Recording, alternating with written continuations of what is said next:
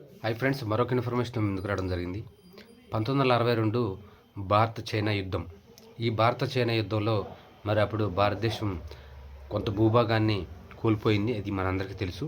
అయితే ఇప్పుడు చైనా అరుణాచల్ ప్రదేశ్లోని కొన్ని ప్రాంతాలు, అలాగే అరుణాచల్ ప్రదేశ్ మొత్తం మాదేనని అది వింత వాదన చేస్తుంది.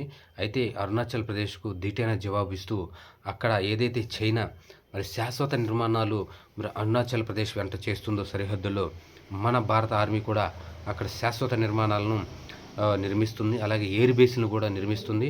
రాబోయే రోజుల్లో అక్కడ ఒక కొత్త ఎయిర్ బేస్ను అందుబాటులోకి తీసుకొస్తున్నామని భారత ఆర్మీ చీఫ్ ప్రకటించడం జరిగింది.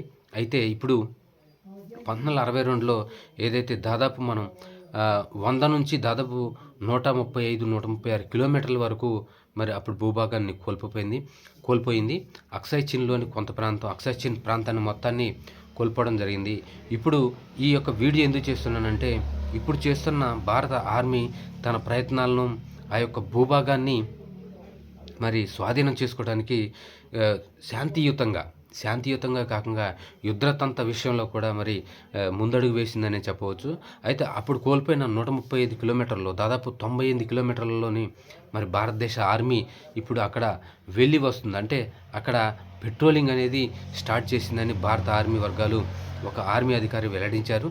అయితే రాబోయే రోజుల్లో ఏదైతే చైనా కబ్జా చేసిందో వాటన్నిటిని ఖచ్చితంగా శాంతియుత మార్గంలో కానీ, చర్చల ద్వారా కానీ, అలాగే ఆక్రమణ ద్వారంలో కానీ, ఏ విధమైన సరే మరి చర్యల ద్వారా అయినా సరే ఆ ప్రాంతాన్ని మనదగా మరి తీసుకుంటామని రాబోయే రోజుల్లో ఏదైతే అరుణాచల్ ప్రదేశ్ వింతవాదనను, అలాగే అరుణాచల్ ప్రదేశ్ మాది అని చైనా వింతవాదన చేస్తుందో, చైనా కూడా గట్టి బుద్ధి చెప్పే విధంగా రాబోయే రోజుల్లో భారత ఆర్మీ, నేవీ మరి సిద్ధంగా ఉన్నాయని వారికి బుద్ధి చెప్పడానికి భారత ఆర్మీ చీఫ్ ప్రకటించడం జరిగింది.